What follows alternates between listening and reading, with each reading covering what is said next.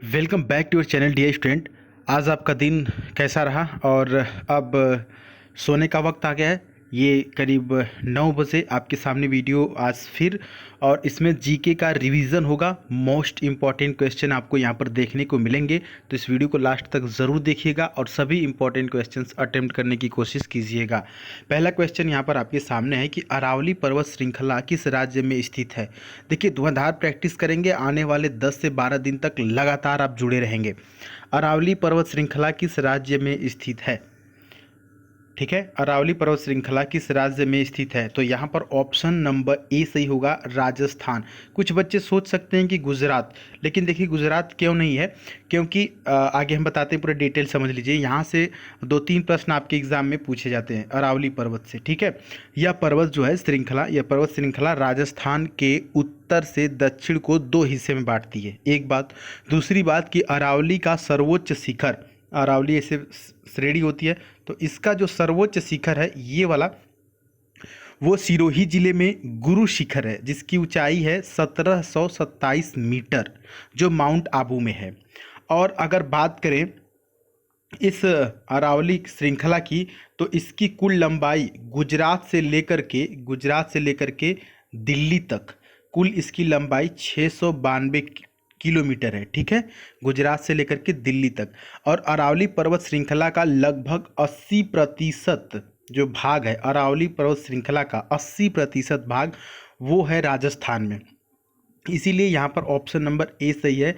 जो पर्वत श्रृंखला है वो 80% राजस्थान में है, तो गुजरात नहीं करेंगे। ठीक है, ये शुरुआत गुजरात से दिल्ली तक हुआ है, शुरुआत गुजरात से अंत दिल्ली है, लेकिन जो 80% पर्वत श्रृंखला है वो कहाँ पर है? राजस्थान में। इसलिए ऑप्शन नंबर ए सही है, कोई डाउट नहीं है ना। आगे बढ़ते हैं। पिग्मीज है ना, कहाँ के मूल निवासी हैं? तो ये हैं ऑप्शन नंबर सी, अफ्रीका के। और अफ्रीका में खास करके मध्य अफ्रीका के ये मूल निवासी हैं। ये काफ़ी छोटे कद के होते हैं। ठीक है, अगला है सर्वोदय आंदोलन किसके द्वारा चलाया गया? तो सर्वोदय आंदोलन विनोबा भावे के द्वारा चलाया गया सन 1951 में। नेक्स्ट बहुत इंपॉर्टेंट क्वेश्चन आपके सामने कि भारत की सर्वोच्च चोटी निम्न में से कौन सी है? ऑप्शन सी यहाँ पर सही होगा, और इसी को K2 के नाम से भी आप जानते हैं। K2 गार्डवेन आस्टीन, जो है कि भारत का सर्वोच्च पर्वत चोटी है। अगला है कथकली किस राज्य की नृत्य नाटिका है? एक भी क्वेश्चन ऐसा नहीं है जिसे आप कह सकते हैं कि ये क्वेश्चन आपके एग्जाम में नहीं पूछेगा। इवन मैक्सिमम क्वेश्चन ऑलरेडी पूछे जा चुके हैं। तो यहाँ पर आपको बताना है ऑप्शन नंबर बी सही होगा, केरल। कथकली केरल। ठीक है, और केरल की राजधानी कहाँ पर है? तिरुवनंतपुरम। राजधानी जरूर याद रखिएगा। अगला क्वेश्चन है कि कौन भारतीय राष्ट्रीय कांग्रेस के प्रथम अध्यक्ष कौन थे? तो देखिए यहाँ पर ऑप्शन नंबर डी सही होगा, WC बनर्जी। बहुत से बच्चे सोच सकते हैं कि AO ह्यूम, नहीं, गलत हो जाएगा। ये AO ह्यूम जो थे वो अध्यक्ष, प्रथम अध्यक्ष नहीं थे, ये संस्थापक थे। WC बनर्जी का फुल नाम है व्योमेश चंद्र बनर्जी।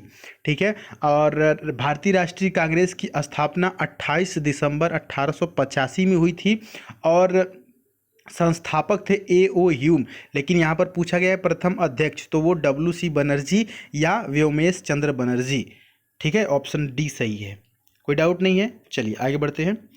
अगला क्वेश्चन आपका इंतजार कर रहा है, राज्यसभा के सदस्यों का कार्यकाल कितना होता है? बताइए फटाफट। तो it is very practical question.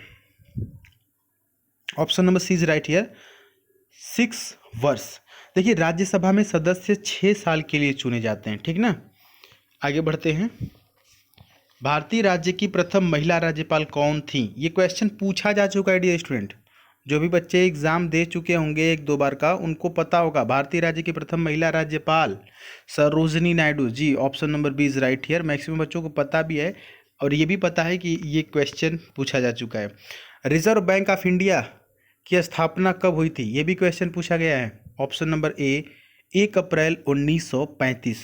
जिनका सही था, बहुत तेज़ हैं आप, बहुत पढ़ाई करते हैं आप, बहुत तेज़ हैं। चलिए अगला है, भारतीय राज्य की प्रथम महिला मुख्यमंत्री। अगर ये भी क्वेश्चन आपको आता है तो काफ़ी कॉन्फिडेंस है आपके अंदर, बिल्कुल पढ़ाई करते हैं।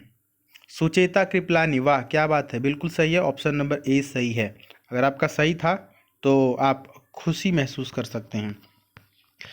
अच्छा, आइए अब अगले क्वेश्चन की तरफ बढ़ते हैं। क्वेश्चन अगला है आपके सामने। सुचेता कृपलानी हो गया ना, इसका मुख्यमंत्री हैं किसकी? भारत राज्य की प्रथम महिला। अच्छा, अब थोड़ा सा करंट अफेयर से भी एक दो क्वेश्चन हमने आपको जैसे बताया कि इसमें शामिल करते हैं, क्योंकि करंट अफेयर भी पूछा जाएगा ना। तो बताइए कि हाल ही में भारत और किस देश ने दोनों देशों के बीच एक हॉटलाइन स्थापित करने को लेकर के बनी सहमति की घोषणा की है?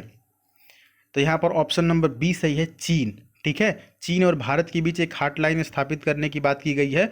और बात करें चीन से तो दो क्वेश्चन, चीन की राजधानी और चीन की मुद्रा, आप कमेंट बॉक्स में जवाब इसका देंगे। एक ये आपके लिए होमवर्क हम छोड़ रहे हैं, ठीक है। अच्छा, आगे बढ़ते हैं। अगला है भारत ने किस देश के साथ ब्रह्मोस मिसाइल समेत अन्य रक्षा उपकरणों की आपूर्ति हेतु समझौता किया है? यहाँ पर ऑप्शन नंबर डी स्टूडेंट सी होगा, फिलीपींस। अब देखिए इसका जो नाम है, जो ब्रह्मोस नाम है ना, ब्रह्मोस मिसाइल, ये नाम कैसे पड़ा है? ये भारत की नदी ब्रह्मपुत्र, आपने नाम सुना होगा ब्रह्मपुत्र नदी की। तो भारत की जो नदी है ब्रह्मपुत्र और रूस की नदी है मोस्कवा, ब्रह्मपुत्र प्लस मोस्कवा को मिलाकर ब्रह्मोस बना है, ठीक है, उसी के नाम पर रखा गया। अगला है, और राष्ट्रीय विज्ञान दिवस निम्न में से किस दिन मनाया जाता है? इट इज़ लास्ट क्वेश्चन, बताइए फटाफट इसका आंसर क्या हो सकता है। राष्ट्रीय विज्ञान दिवस निम्न में से किस दिन मनाया जाता है? बहुत इंपॉर्टेंट क्वेश्चन है, पूछा जा सकता है। Option number D is right here. जिन कैंडिडेट्स का ये क्वेश्चन सही रहा होगा वो एक बार कमेंट बॉक्स में जय हिंद जरूर लिख देंगे, हम समझ जाएंगे कि आपको पता था कि राष्ट्रीय विज्ञान दिवस कब मनाया जाता है। जय हिंद लिखेंगे। और पहली बार ये मनाया गया था 1987 में। राष्ट्रीय विज्ञान दिवस ये मनाया इसलिए जाता है, इसके पीछे उद्देश्य ये होता है कि लोगों के बारे में विज्ञान के महत्वता को बताया जाए और इसके प्रति जागरूकता फैलाई जाए, ठीक है। 28 फरवरी याद रखेंगे ये डेट। चलिए, कल है संडे यानी कि रविवार और होगा आपका मॉक टेस्ट, तो उसके लिए आप इंस्टाग्राम पर ज़रूर जुड़ें क्योंकि आंसर आपको यहीं पोस्ट करना होगा। इंस्टाग्राम पर जुड़ने के लिए आप हम द सुधीर पांडे वहाँ पर सर्च कीजिए और वहाँ पर हमें फॉलो करके रख लीजिए। मिलेंगे फिर अगली वीडियो में, तब तक के लिए जय हिंद, वंदे मातरम।